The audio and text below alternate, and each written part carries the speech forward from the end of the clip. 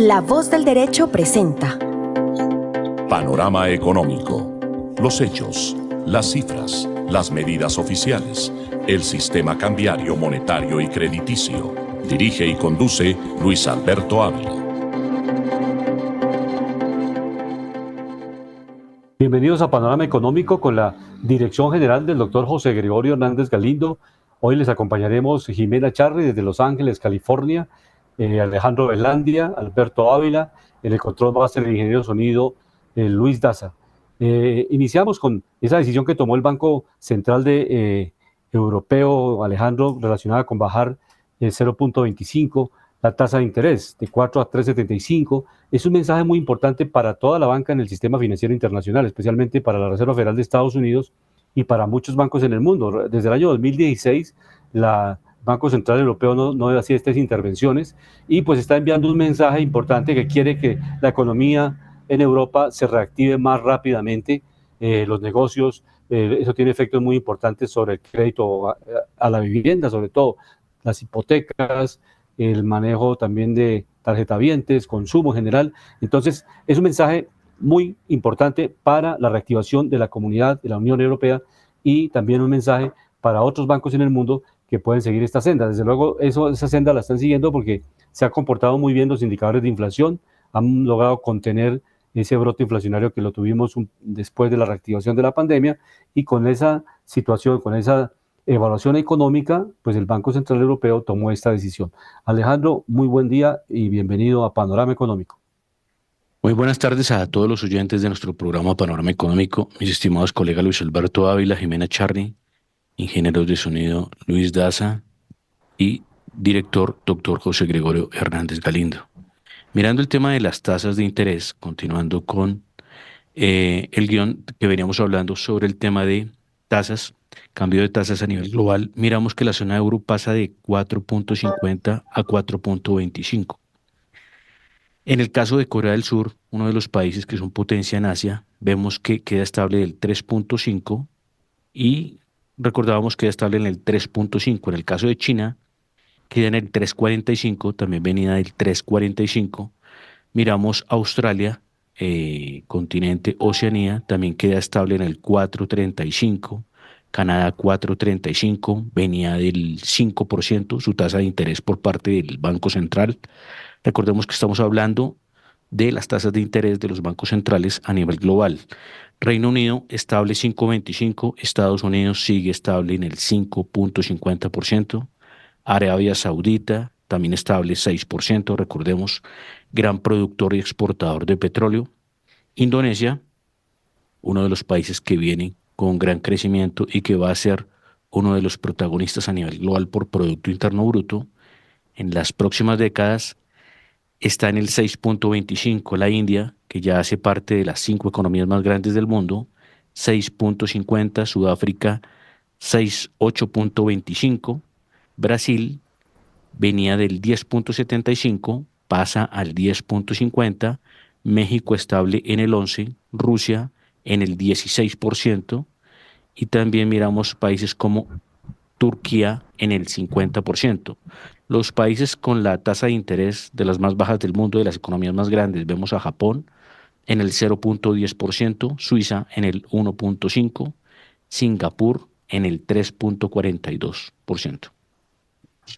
Sí, les comentaba que los tres efectos más importantes de disminuir la tasa de interés en cualquier país del mundo, no solamente en el caso del Banco Central Europeo, sino también puede ser en Colombia, en Venezuela, en cualquier país, cuando baja la tasa de interés, lo que permite es básicamente reactivar la demanda y desde luego mejorar las condiciones de las hipotecas. O sea, una persona cuando adquiere un crédito para vivienda y pues hipoteca su apartamento o su casa, y el bien sigue costando o sigue siendo un respaldo para ese crédito y está por encima el precio del bien del apartamento, pues naturalmente eso reactiva la construcción, que es un elemento importante para la generación de empleo. Aquí en Colombia estamos viviendo esa etapa. No se está construyendo porque las personas solicitan el crédito, cuando van al banco dicen, no, la tasa de interés no la hemos podido bajar, entonces si su crédito queda con una tasa muy alta, la persona no le suben el salario todos los meses ni cada 6 meses, sino cada año.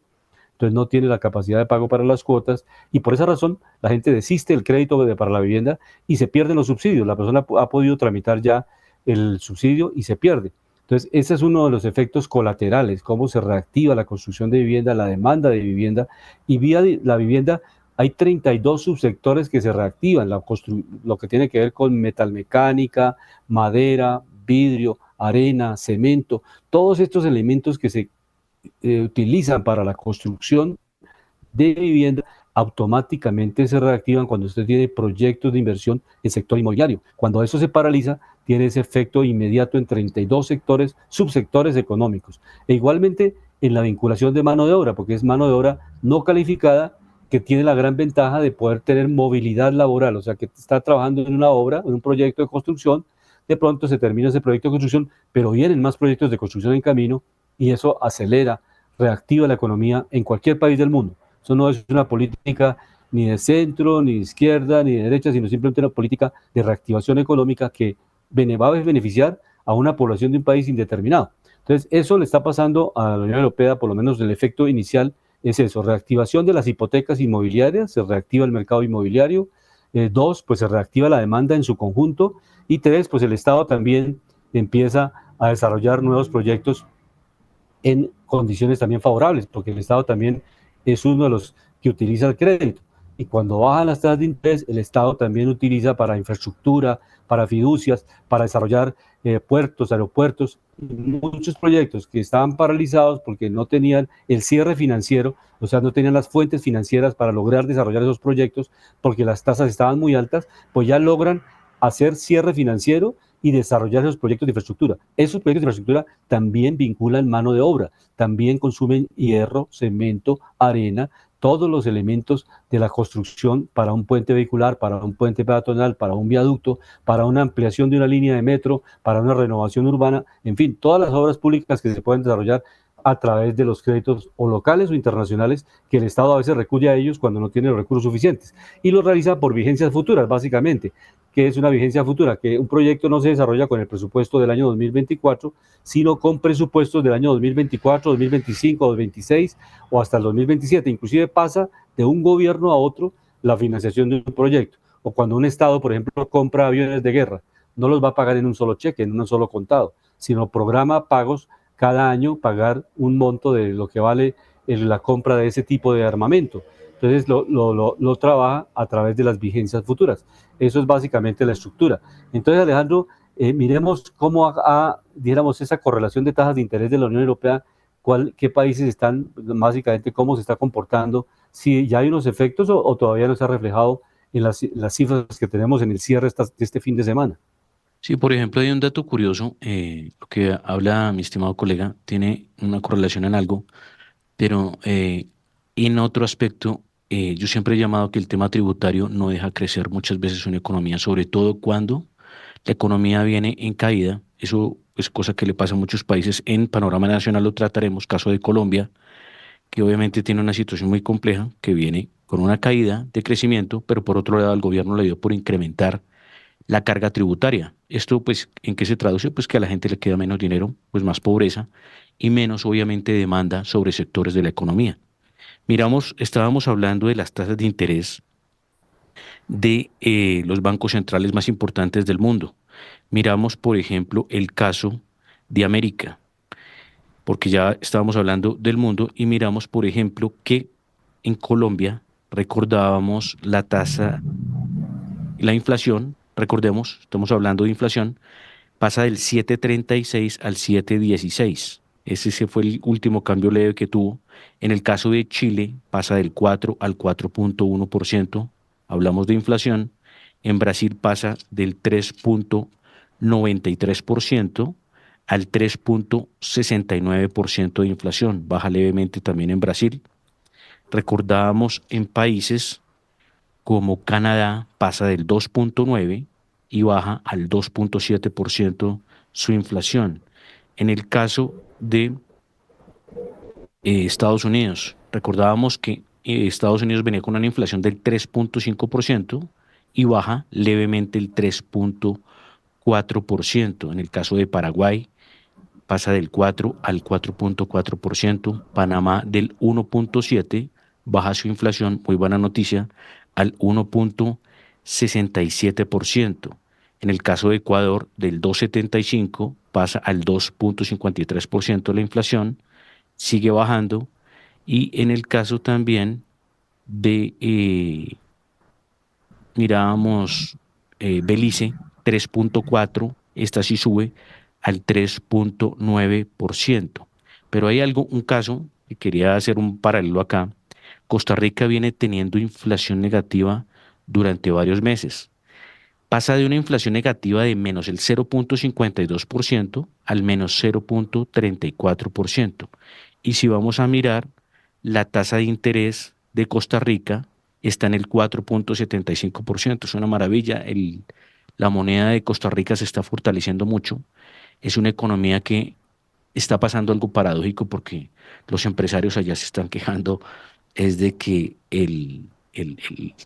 la moneda de la divisa de Costa Rica está creciendo mucho, se está fortaleciendo mucho y supuestamente a los exportadores pues Les está afectando. no les quedaría mucho. Pero Les está hay una afectando, cosa que hay que claro. corregir ahí de los países latinoamericanos, Luis Alberto, que hay que aprenderla a los europeos como Alemania, que Alemania no se vive quejando que porque tiene el euro bien elevado o que es una de las monedas más fuertes del mundo, porque recordemos que el euro llega a estar casi siempre por encima del dólar en el término de valor, ¿no?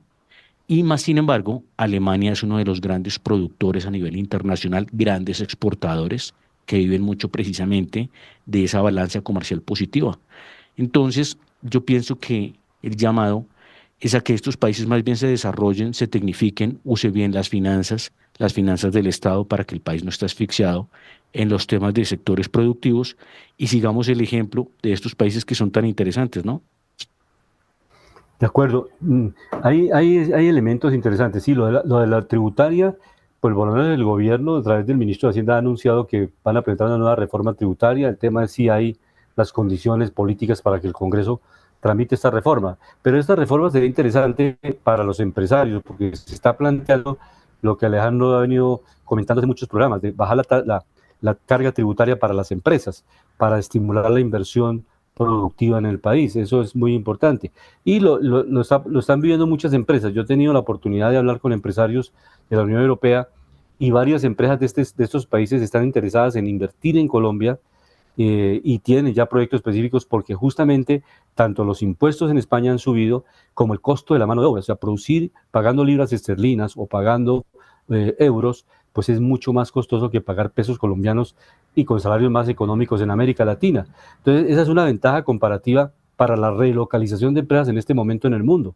Esa es una posibilidad importante por las cargas. Entonces, para eso se dan los promedios mundiales y los países tienen que ser competitivos en la carga tributaria. Estamos de acuerdo. Si un país se le va la mano elevando los impuestos, pues obviamente ahuyenta la inversión productiva y las Sí, de empresas acuerdo. buscan otros escenarios. Eso está pasando. Y Pero esto, vamos a darle, sí, adelante. sí, y esto por lo que tiene que ver, porque es que las empresas, cuando compiten en los sectores económicos, le pasa lo mismo a los países, ¿no? Los países tienen que competir a nivel global por quién es el más eficiente, quién vende los mejores productos al mejor costo, que esto obviamente se lo pelean en China, Alemania, Estados Unidos y los grandes industriales del planeta. Entonces, ¿quién es más interesante?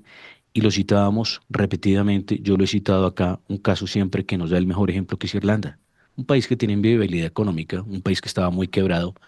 Ayer, curiosamente, Luis Alberto y queridos oyentes, estaba mirando la estadística de la deuda de Irlanda y la deuda de Irlanda llegó a estar por encima del 100%, Luis Alberto, y Ujú. resulta que ya la tienen por debajo del 50%. Entonces sí nos damos cuenta que cuando hay juicio fiscal, cuando hay de verdad ministros de economía que son conscientes, que saben de mercado, hacen la regla y hacen la ecuación.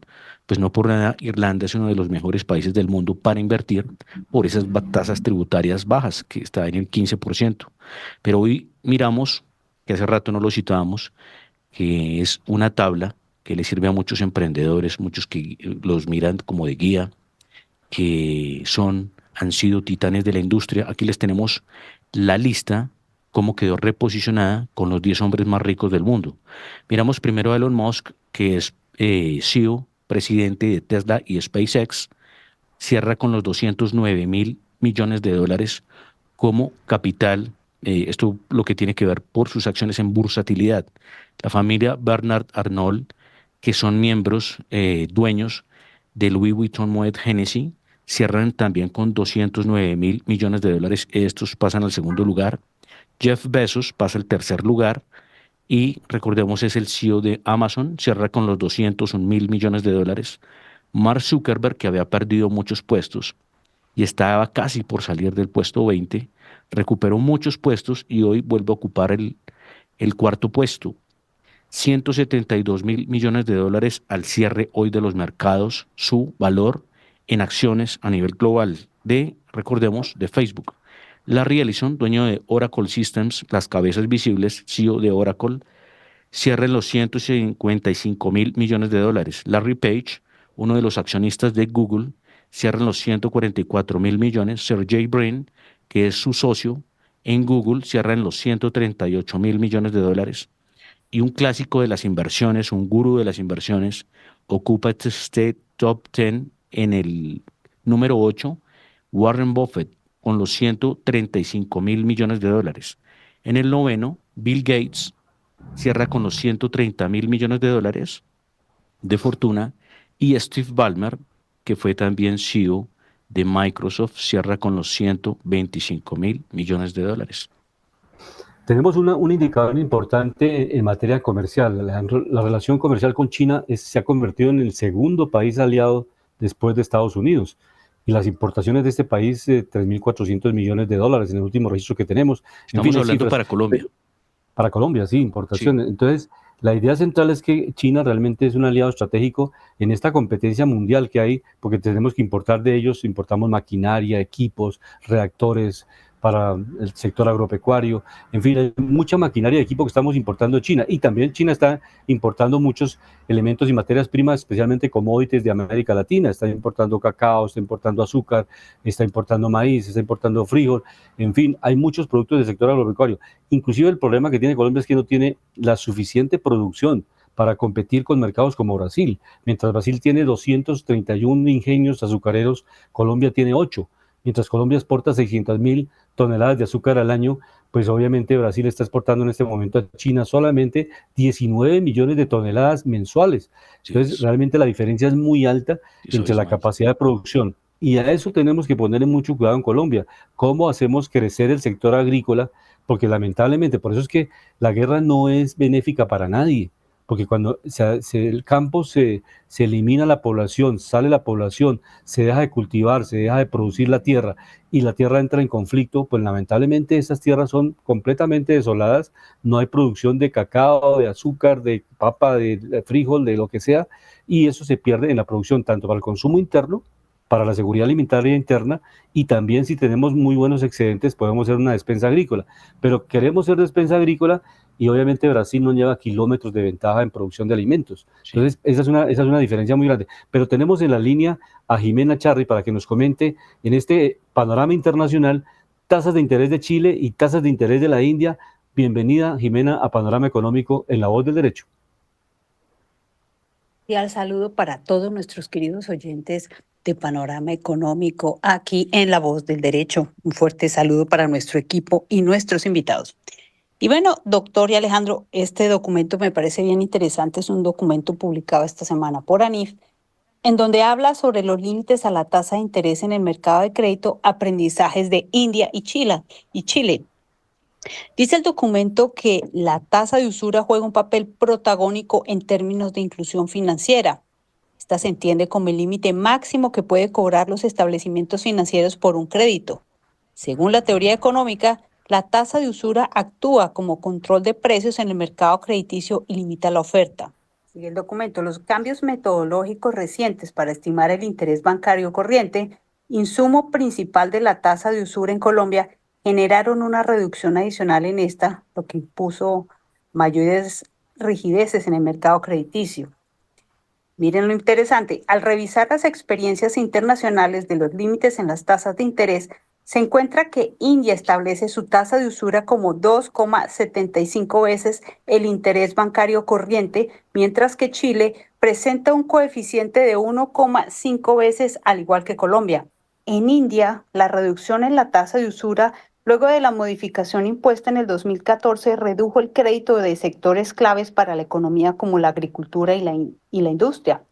Comparando la tenencia de tarjetas de crédito entre Chile y Colombia, se observa que la reducción de tarjetas vigentes fue mayor en este último, lo que sugiere que el cambio metodológico en Colombia marginó a una mayor parte de los usuarios de mayor riesgo, lo que limita su acceso al sistema financiero. En suma, las experiencias internacionales en conjunto con el caso colombiano muestran que limitar las tasas de interés del mercado de crédito reducen el acceso al sistema financiero. Además, pueden empujar a los usuarios al mercado ilegal, donde asumen las tasas de interés excesivas. Recordemos el llamado gota a gota. ¿Qué opinan ustedes? Interesante comparar nuestro mercado con el de India y el de Chile. ¿Qué opinan ustedes?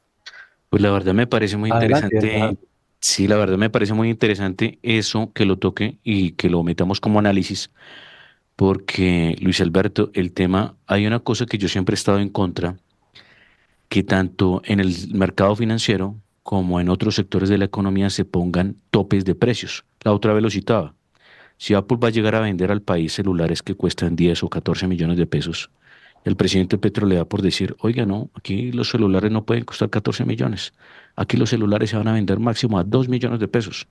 Pues entonces, ¿qué hacen las empresas? Pues las que venden ese tipo y ese nivel de tecnología y ese nivel de calidad de servicio, pues no llega al país, simplemente. Y hay algo que anotaba Jimena ahí que me parece interesante, que obviamente cuando el mercado se le tiende a meter mucha regulación, ¿qué es lo que pasa? Que se tiende a perder competitividad, por un lado, y por otro lado se afecta el servicio. ¿Y quién sufre también? Pues el consumidor. Entonces me parece interesante que la misma dinámica del mercado en su competencia puede equilibrar el mercado, porque hay una cosa, Luis Alberto, que es clave. Cuando el dinero es regalado en el sistema, eso crea problemas casi siempre de inflación y crea un desequilibrio entre lo que puede haber entre masa de producción y la masa de demanda que demanda precisamente los productos en el mercado.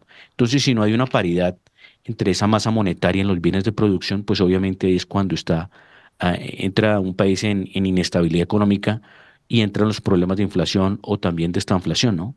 Mirábamos, Luis Alberto, que Europa, después de la crisis del 2008, tuvo por varios años problemas de que no había crecimiento en los precios, ¿no? Entonces, De acuerdo. y lo que estamos mirando es que están diciendo que en Europa puede empezar a pasar lo mismo. Y esto por el tema de competitividad también, y también porque en el tema de China, lo que usted comentaba con Colombia, que hay dos casos ahí distintos. Por ejemplo, con Colombia, nosotros nos tenemos que cuidar del tratado de libre comercio con China, porque es un tratado de libre comercio que es muy deficitario para Colombia, pero en gran medida. O sea, prácticamente el diferencial Pero, es de pero 8 a 1, es de una 8 a interpelación 1. pequeña. Sí, es de 8 Sí, a sí, sí, 1 o Alejandro. 9 a 1. O sea, la diferencia el déficit comercial que tenemos con China es muy fuerte. Mm, Creo que grande, es grande. el Pero, déficit más grande, pero, creo que, si no ujú, estoy mal, es el déficit más grande que tiene Colombia con otro país. O sea, China nos vende mucho y nosotros le vendemos muy poquito. Creo que sí. prácticamente la diferencia era de 8 a 1 o 9 a 1, más o menos está en ese rango. Sí, pero una acotación pequeña, ¿no? Así como tenemos tratado de libre comercio con Estados Unidos, realmente con China no hemos firmado tratado de libre comercio. No hay. Ahí se está aplicando ese libre mercado. O sea, estamos exportando y estamos Libre importando, mercado. pero no hay un parámetro sí, con tratado de libre comercio no se ha firmado con China. Y a pesar de todo, usted lo acaba de decir, tenemos un déficit comercial. O sea, estamos importando Pero muchísimo muy más de lo fuerte. que. Entonces, eso es una diferencia porque nuestra oferta, nuestra capacidad exportable es muy pequeña. O sea, yo importo maquinaria que tiene valor agregado, que tiene precios mucho más altos, contra exportar aguacate Hass. O sea, yo el aguacate Hass tiene, pues sí, es respetable la producción agropecuaria, pero no llega a ser el mismo nivel agregado en materia de precios y en materia de ingresos para el país para De que acuerdo. superemos el déficit. O sea, siempre estamos importando elementos más costosos que lo que nosotros estamos exportándoles a ellos. Por eso De es el déficit, acuerdo. básicamente. Y qué Pero bueno que lo eso sí, eso cita, es lo y que qué hay que bueno que lo buscar. cita, y qué bueno que lo cita, ¿sabe por qué? Voy a traer algo acá a la memoria, que ya lo hablaba precisamente con unas personas que estaba tratando esos temas de mercado. ¿Usted se acuerda que aquí fabricaban automóviles Mazda? Sí, claro, ¿Eso claro, que quién lo hacía? está La compañía, la la, tra- CCA. ¿Se acuerda? la CCA, sí, claro. La CCA. Ujú, Esos salieron del país. de Recuerda que acuerdo. aquí hace poco estábamos construyendo también vehículos Chevrolet por Colmotores. Sí, También de acuerdo. desapareció. Nos queda ahora Sofasa, que es la única, que es la que hace los Renault, En ¿no? Antioquia, en ¿Sí? Antioquia. Sí, de Entonces, acuerdo. si nos damos cuenta que Luis Alberto, y haciendo un llamado, y esto para que lo escuchen los economistas y ojalá gente de gobierno también, si nos damos cuenta que cuando uno no cuida el aparato productivo, cuando el país es pobre y se ponen a gastar como si fueran ricos, cuando el país tiene déficit comercial, cuando no se ayuda a los sectores de la producción, lo que usted habla, la agricultura, lo que yo estoy hablando, la industria, si uno no incentiva a esos sectores con bajos impuestos, con facilidades, lo recordábamos, nosotros estamos al lado de un puente comercial, que es Panamá, donde transitas muchas mercancías. Porque Colombia, que sí tiene energía, que está cerrando ese grifo en el tema de nueva exploración y producción, vendiéramos energía más barata, bajáramos los impuestos para estas empresas que producen, generan empleo, generan exportación, porque si no estoy mal, creo que tanto con motores, no me acuerdo con qué carro era, qué automóvil, y también Renault llegaban a exportar vehículos, Luis Alberto.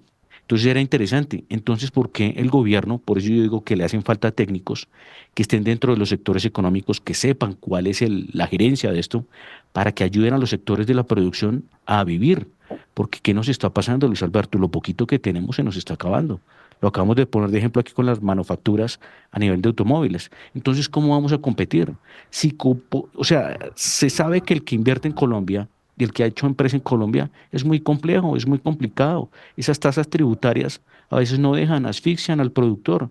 Y hay otra cosa también, que si Colombia sabe aprovechar esa ubicación geoestratégica que tiene, que es maravillosa, hacemos puente comercial, pero si nos ponemos en esa senda de seguir el ejemplo de muchos países, de bajar esos impuestos y de apretar precisamente ese gasto fiscal del gobierno, vamos a ser un país desarrollado.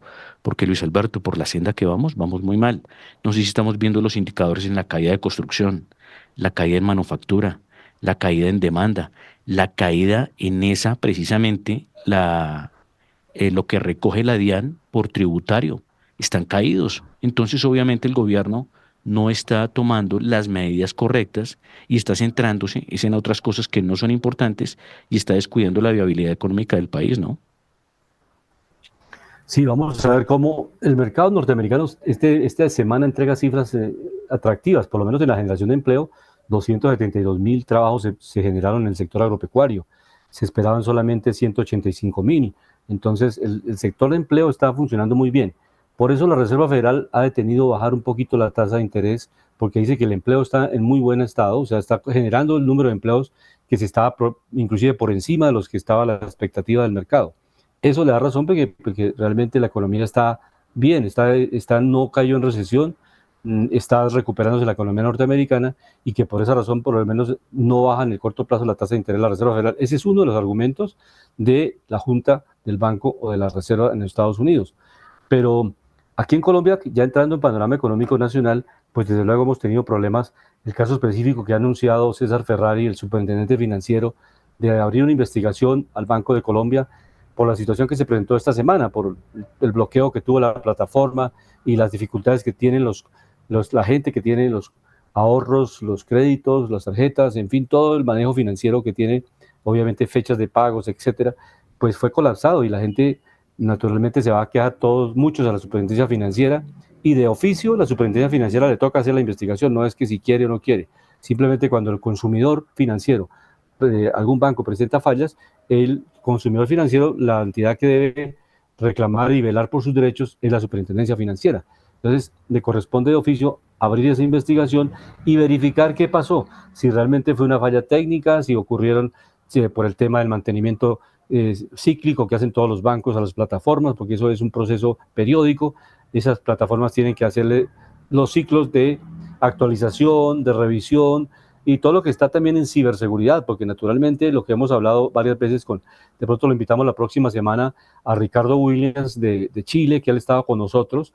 Ricardo Williams dirige una plataforma, una empresa que se llama Boway en Chile, y también está Yukin en España, que también nos podrá acompañar. De pronto vamos a ver si en el próximo programa los invitamos para que nos comenten los ciberataques, que eso es producto básicamente de muchas empresas, no están exentas, ninguna empresa está exenta de un ciberataque. En este caso particular del Banco de Colombia, es la Superintendencia Financiera la que debe certificar qué pasó. si fue un error de la plataforma, si fue un error del mantenimiento, si fueron fallas técnicas de los equipos, en fin, hay múltiples causas por las cuales un proceso se puede detener y puede tener una falla y el consumidor final, que es el usuario del crédito o el usuario de las redes o de las aplicaciones, pues va a utilizar un sistema y el sistema no está funcionando. Entonces, vamos a ver qué pasa. Pero de otro lado, el ministro de Hacienda ha anunciado congelar recursos que los mercados lo han visto con beneplácito, por lo menos porque son realistas. Por un lado, se cayeron los ingresos del Ministerio de Hacienda, cerca de 15 billones, por un rubro que se llamó básicamente el arbitraje. O sea, el gobierno nacional presentó un proyecto de ley al Congreso de la República para arbitrar recursos de pleitos, de procesos que lleva la DIAN con clientes, con empresas que le debían cerca de 15 billones. Y se partió del supuesto, en el marco fiscal de mediano plazo, que esos ingresos estaban efectivos, que eran un hecho que los iban a recaudar. Pero como no pasó el proyecto de ley en el Congreso para tramitar el arbitraje, o sea, el arbitraje quiere decir que entre dos empresas hay un árbitro y ese árbitro determina si esa empresa debe 5 billones de impuestos, entonces dice, bueno, el árbitro dice que pague 3 billones y que 2 billones la DIAN reconozca que no es legal, que estaba cobrándole por encima el valor real, y entonces se llega a ese acuerdo. Eso minimiza tiempos del proceso y se evita que la DIAN recaude esos recursos por allá en el año 2030. Entonces lo tenían previsto recaudarlo en el año 2024, 2025. Como no se dio ese proyecto de ley, el arbitraje no entró en funcionamiento y esas platas no se están recaudando, son 15 billones.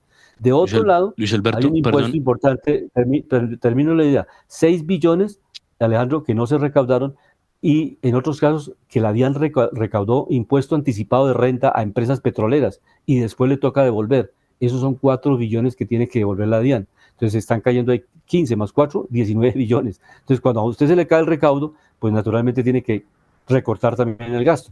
Eso es lo que está pasando. Luis Alberto, pero hay que aclarar algo ahí, que las proyecciones por parte del ministro de Hacienda, al meter ese paquete, y eso se lo dijeron a algunos ministros, usted está haciendo malas cuentas por darle contentillo a Petro, aumentar el presupuesto y generar números que no son viables.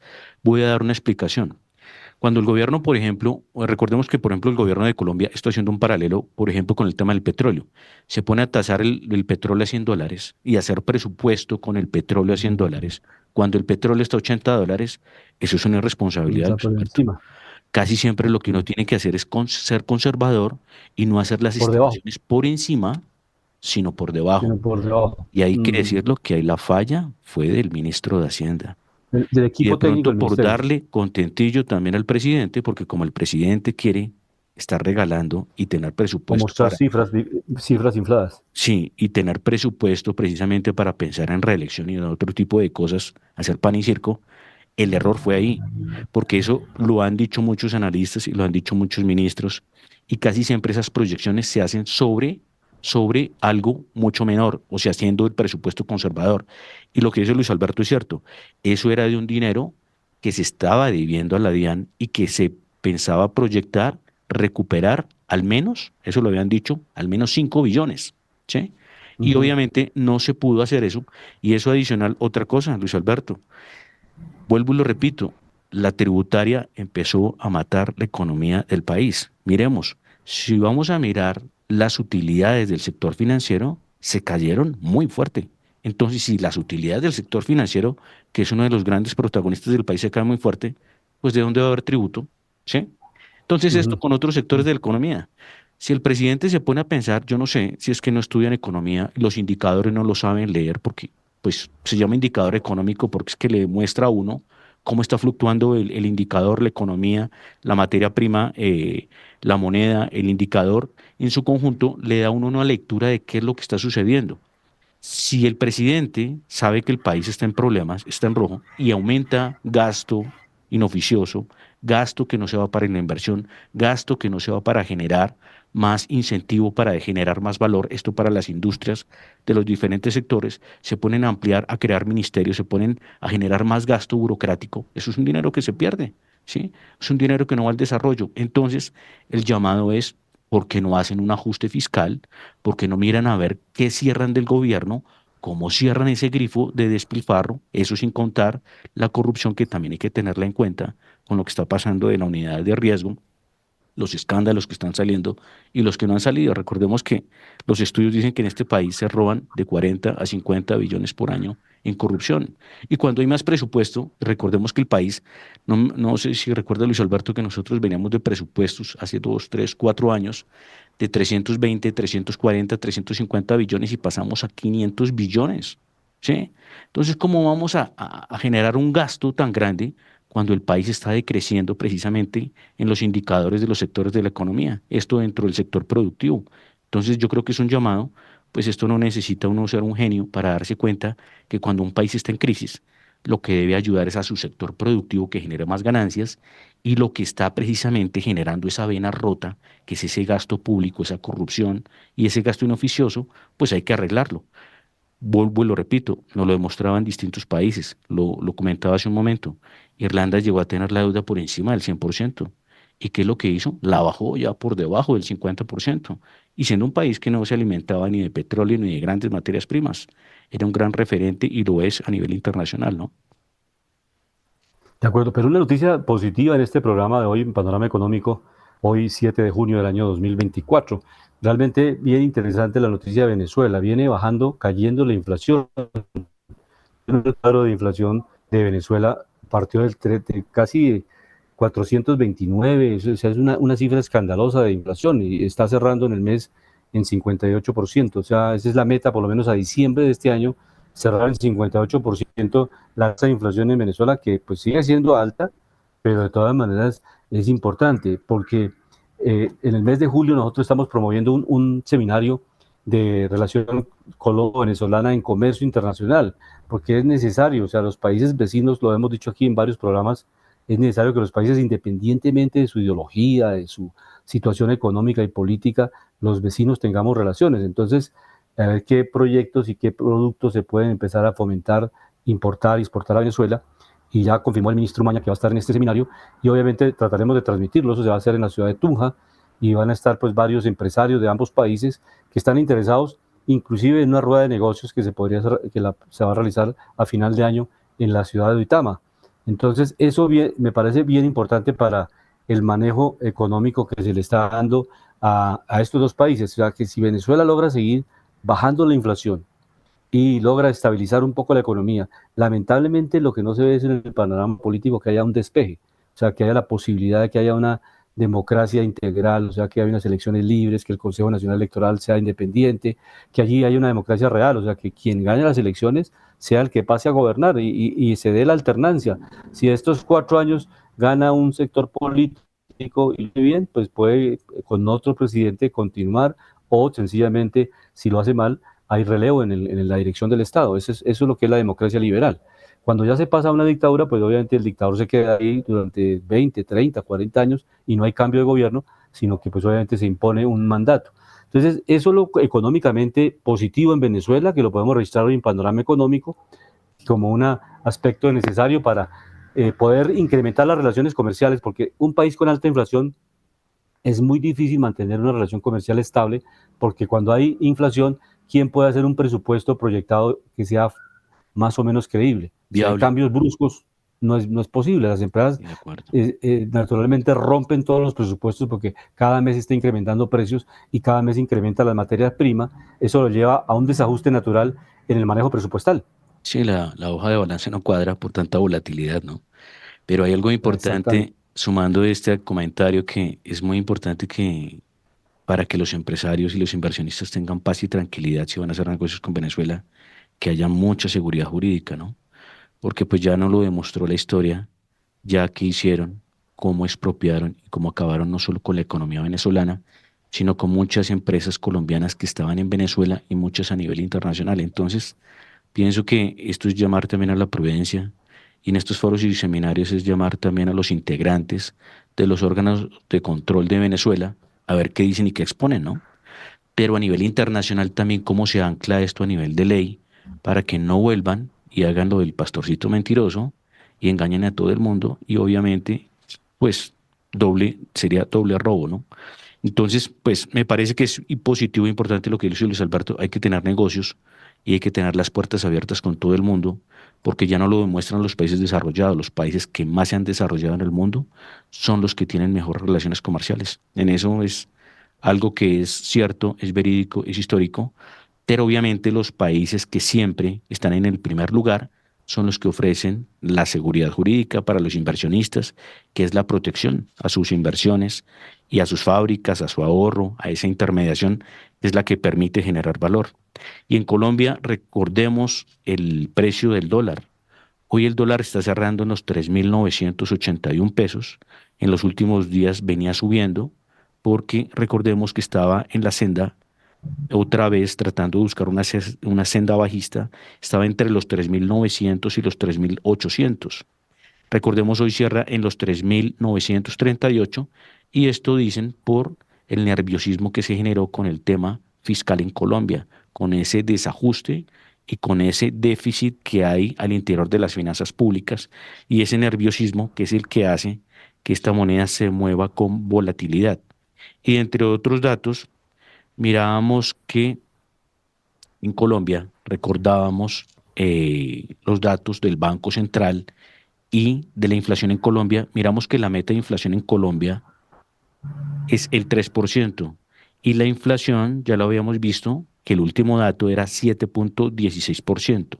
La tasa de interés por parte del Banco Central sigue en el 11.75%. Y para algún dato para tener en cuenta para los oyentes, la próxima decisión de tasa de cambio por parte del Banco Central es el 28 de junio, o sea, el 28 de este mes, el banco se reúne para mirar si tenemos cambio de tasa. Yo diría que, pues, por lo pronto, yo diría que dejarla estable, porque con estos vaivenes de la economía, pues lo que decía Luis Alberto, se genera mucho estrés, mucha angustia, y eso hace que los mercados se muevan, que el dólar se dispare, y como tenemos déficit comercial, pues si el dólar se nos sube, pues se nos suben muchos productos, ¿no? En la asociación bancaria, en la convención que están realizando en Cartagena, hay muchos temas que trabajaron, especialmente todo lo que tiene que ver con la seguridad bancaria, con las inversiones. Allí se analizó mucho lo de cuando subió la tasa de interés del Banco de la República, inclusive muchos bancos bajaron la tasa de interés. Recordemos que para consumo de alimentos y todo lo de la canasta familiar, las tarjetas de crédito manejaron tasa de interés preferencial, a pesar de que el Banco de la República tenía una tasa de interés por arriba del 12, 13%, de tal manera que eso según los banqueros, los presidentes de varios bancos, el presidente de la Junta Directiva Asobancaria, que es el presidente Mario Pardo, que es el presidente del BBVA, pues planteó en el discurso en la ciudad de Cartagena, en Asobancaria, que eso fue uno de los elementos importantes para que el país realmente no entrara en recesión económica, porque esa tasa diferencial que hicieron los bancos con las tarjetas de crédito, que le dijeron a las personas, si usted la utiliza para el mercado básico, para los alimentos, para todo lo que es el consumo básico, va a tener una tasa muy diferencial, muy pequeña, no le vamos a aplicar la tasa plena. Eso ayudó en la medida a que la economía no cayera en recesión económica. Ahora que está bajando la tasa, pues los banqueros en Cartagena también dicen que van a seguir también bajando la tasa de interés para acomodar la economía a una reactivación mucho más rápida. De otro lado, también allí se planteó cómo dijéramos, el crecimiento económico sostenible es necesario para lograrlo, el desarrollo sostenible. Para lograr este desarrollo sostenible, hay, dijéramos, elementos básicos. Pues el económico es un elemento fundamental, o sea, no hay desarrollo sostenible si no hay crecimiento económico. Y tampoco hay desarrollo sostenible si no hay inclusión social, o sea, si no se incluye a la mayoría de la población en ese crecimiento económico, pues no es sostenible. O sea, en el largo plazo la gente, si no tiene opciones de trabajo, tampoco va a estar muy bien en un país. Igualmente, si no hay sostenibilidad ambiental, si destruimos el medio ambiente con la producción, tampoco un país es viable. Entonces, se llama desarrollo sostenible precisamente cuando se respeta el medio ambiente. Y finalmente, vivir en paz es un elemento fundamental para la producción. Lo hemos colocado aquí en Panorama Económico. No es lo mismo que usted esté en el Cauca con una planta de producción donde hay un conflicto armado, donde la población tiene que desplazarse porque está en peligro su vida, a una ciudad donde está con tranquilidad, con problemas de seguridad, pero más a nivel, dijéramos, colateral, a nivel marginal, pero no que haya un conflicto armado, como lo está pasando en algunas regiones de Colombia. En esas regiones se destruye el aparato productivo, o la gente no puede, una empresa, producir, los trabajadores no tienen seguridad, si las familias están desplazando por proteger sus vidas, pues naturalmente esa región rompe el tejido productivo. Entonces, por eso la paz es un elemento fundamental para poder definir el desarrollo sostenible. O O sea, esos son los 4 principios fundamentales que en la Asociación Bancaria en Cartagena los estuvieron analizando. Y qué bueno que los banqueros analicen esto, porque si hay desarrollo económico sostenible, nos beneficia a todos, Alejandro, a los De acuerdo. empresarios, a los trabajadores, a la gente común y corriente, porque si la gente tiene trabajo, puede pagar la salud, puede pagar la educación, puede pagar la contribución y no está buscando el CISBEN, no está buscando que tenga subsidios para todo. Sencillamente las familias son autosostenibles, pueden trabajar, producir sus ingresos y vivir cómodamente dentro del sistema y dentro del país. Eso es básicamente lo que se analizó de manera muy resumida en la Convención Bancaria. Pero ya nos queda un minuto para ir terminando panorama económico. De acuerdo, Luis Alberto, y algo que lo que usted hablaba al principio, ¿se acuerda que estábamos hablando que, por ejemplo, Colombia podría tener déficit en la producción de alimentos respecto a otros países? Mirábamos el tema del azúcar, pero ¿usted se acuerda cuando el presidente Petro estaba empezando a perseguir a los grandes productores de azúcar que tenían muchas tierras que sin producir? Porque obviamente ellos tratan desde producir de acuerdo al año y tratan también de comprar extensiones para tener provisiones para años siguientes. Entonces sí se da cuenta que cuando un gobierno no ayuda al sector productivo, los empieza a afectar a todos en la cadena de producción.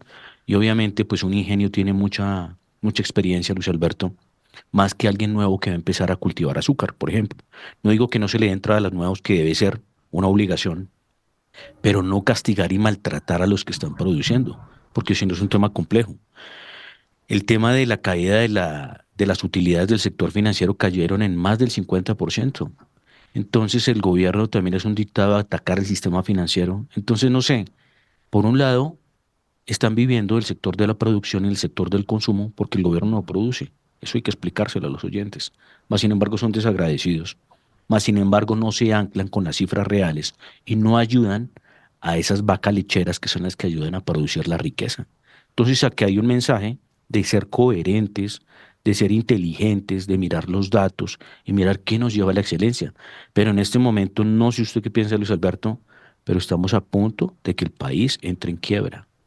Se está haciendo una reforma pensional, se está viendo caída en los indicadores, caída en las utilidades, caída en el recaudo fiscal por parte de la DIAN. ¿Qué nos queda? O hacemos algo o el país entra en recesión. Ya prácticamente el sector financiero puede estar buscando la recesión, ¿sí? Está en desaceleración fuerte. La construcción está en desaceleración fuerte. El consumo en muchos ítems está en desaceleración fuerte. ¿Qué nos queda? Hacer un llamado de atención y que el presidente y el gobierno no siga engañando a la gente. A la gente hay que explicarle que el aparato productivo toca dinamizarlo y que a los inversionistas, sea pequeño o mediano, toca quitarles esos impuestos que no los ayuden a generar rentas y que esos dineros sean para el gobierno. Entonces, seamos coherentes y demos la oportunidad de generar riqueza, de ayudar a generar riqueza. Y volvamos de Colombia un país atractivo porque tenemos una posición geoestratégica tan buena. Tenemos 2 océanos, estamos al lado de un puente comercial, tenemos un potencial energético a través de petróleo, gas y carbón. Tenemos muchas cosas por hacer, hagámoslo. Sí, esa es la idea, Alejandro, pero vamos a ver, de todas maneras, en panorama económico vamos a coordinar la factibilidad que estén de los 2 sectores, exministros de Hacienda, los vamos a invitar, tener también un vocero del gobierno para que veamos eso, porque ya le digo, nos conviene mucho que el país salga adelante. Este es un Así país es. maravilloso. Uno cuando está en el exterior añora el clima, el trópico, Mm. la situación geoestratégica que tiene Colombia. Entonces, es realmente maravilloso poder llegar a eso, a ese consenso. Esta semana el ministro del Interior, Luis Fernando Velasco, planteaba de la necesidad de un acuerdo nacional.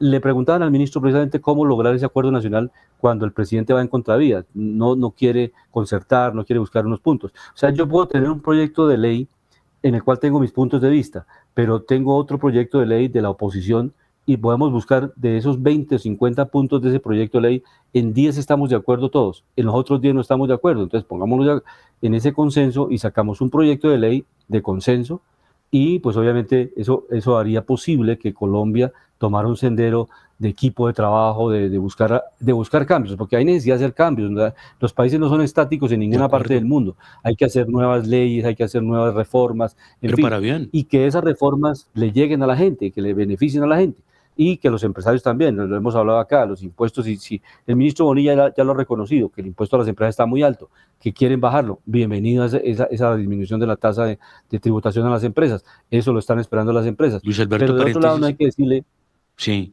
y hay Sí, algo ahí también que es, ojalá quitarle el impuesto a los inversionistas pequeños, Luis Alberto. Sí, eso es una forma de eso generar lo ha hecho riqueza. muchas veces Mire la y bolsa lo ha de valores, planteado. mire la bolsa de valores de Colombia, cómo está decaída en sus cotizaciones también. Sí, y ya lo Sí, hablábamos, a Colombia está que se le quita el rol de mercado emergente y se le pasa a mercado frontera, que es un mercado mucho más pequeño mucho, y se hace mucho más más invisible en el mundo. Entonces yo digo, rezagado. ¿por qué no nos vamos a la lógica simple y nos vamos precisamente a eso que genera riqueza? Expliquémosle a las personas por qué. Tan feo que es Luis Alberto, un joven que está creciendo y no tiene instrumentos para invertir. Y si va a invertir, el gobierno le dice al final del ejercicio, bueno, usted tuvo utilidades tanto, usted tuvo una plusvalía de tanto, un incremento, venga, le quito tanto. Eso es matar la Sí, generación de valor. sí, vamos a ver en qué medida el gobierno logra interpretar esto. Estamos pasando por un momento interesante, ya por lo menos desde el punto de vista de reelección no es posible en Colombia, no se puede hacer constituyente porque no hay tiempo. O sea, en la Constitución de 1991 se quedó claro que para reformarse la Constitución se requiere presentar un proyecto al Congreso para que sea estudiado y se apruebe una reforma constitucional para la reelección. Eso ya no es posible, o para convocar a una constituyente.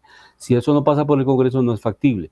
Ya los mismos negociadores del proceso de paz en el gobierno del presidente Santos manifestaron que en ninguna parte del acuerdo del proceso de paz que se firmó entre el gobierno de Santos y la FARC en su momento quedó establecido que debía ser obligatorio convocar a una constituyente. Eso quedó clarísimo. Entonces no hay posibilidades de que Colombia haga una constituyente o un referendo a corto plazo. Entonces las reglas del juego están claras. O sea, se van a respetar los periodos de 4 años de este presidente, del presidente siguiente, y eso le da estabilidad jurídica al país para que obviamente los inversionistas en el mundo vean que Colombia es un país que respeta las instituciones, que hay un Congreso que no va a tramitar una ley que no es legal, que la Corte Constitucional también va a dar un concepto de legalidad de los cambios o de las reformas que presente, y que no se puede por decreto establecer una constituyente. Eso no lo puede hacer ni el gobierno, ni lo puede hacer este, ni el próximo gobierno. Eso quedó establecido. Pero de esta manera llegamos a final de Luis panorama Alberto, una económico. última palabra, sí, perdón, ¿qué iba a decir? Adelante. Hay que también hacer el dictado que Colombia tenga políticas de Estado y que ojalá si salgan unas leyes, que llegue el gobernante que llegue, no derrumbe la proyección económica de un país, ¿no? Porque es que yo estoy de acuerdo que todos tienen que ser escuchados, claro, y el país debe buscar la inclusión, pero hacia el desarrollo, no hacia la involución. Porque cuando la gente le meten mentiras y cantos de sirena en una plaza pública y la gente no entiende, ahí se vuelve peligrosa la democracia. Entonces, por eso los medios estamos llamados, los centros de formación y educación, a abrir la verdad y explicar a la gente por qué hay que cuidar el país y por qué como constituyente primario hay que evaluar a quién tenemos de gobernante y cómo se evalúa y se fiscaliza y cómo nos ponemos de acuerdo para volver de Colombia un país eficiente, contratar a los mejores administradores que deberían ser los presidentes de la nación. Sí, perfecto. Es el ejemplo de México. México tenía un presidente, López Obrador, se presentó una candidata del mismo bloque de él, y si el gobierno tenía una popularidad y tenía unos programas sólidos, pues la señora Claudia Sheinbaum siguió en el gobierno y tiene 6 años más para desarrollar los proyectos, pero allí se ha respetado la producción petrolera, la producción de gas, Gran todo parte. eso se ha respetado, y Sí. el país tiene unas bases económicas muy fuertes. Más sin embargo, Luis Esos Alberto, ejemplos hay que seguirlos. Luis Alberto, en esta semana, o sea, después de la elección, hubo un día que la Bolsa de México tuvo un movimiento muy fuerte a la baja, ¿no? Las caídas. Porque Las se caídas. supo que la Eso nueva no. presidenta era ella. No sé si algo de nerviosismo en el mercado, yo lo dije en el anterior programa, pues como era precisamente una candidata del partido de gobierno, pues yo veía que no había gran diferencia, pero el mercado sí le quiso dar como una señal, ¿no? Entonces ahí es cuando los Sí, de acuerdo. gobernantes tienen que cuidar el sector, no creerse monarcas, porque recordemos que los servidores públicos están es para servir a la gente, ¿no? Entonces el llamado ahí es que De acuerdo. tengan viabilidad, inteligencia económica y sobre todo que respeten las leyes ya de Estado que llevan el país al desarrollo y a la sostenibilidad. Llegamos al final de Panorama Económico con la dirección general del doctor José Gregorio Hernández Galindo. Hoy les acompañamos desde Los Ángeles, California, Jimena Charri, en el estudio Alejandro Velandia, Alberto Ávila, en el control máster el ingeniero de sonido Luis Daza. Nos vemos, nos escuchamos la próxima semana en Panorama Económico. La Voz del Derecho presentó Panorama Económico. Los hechos, las cifras, las medidas oficiales, el sistema cambiario, monetario y crediticio, la agricultura, la industria, en La Voz del Derecho.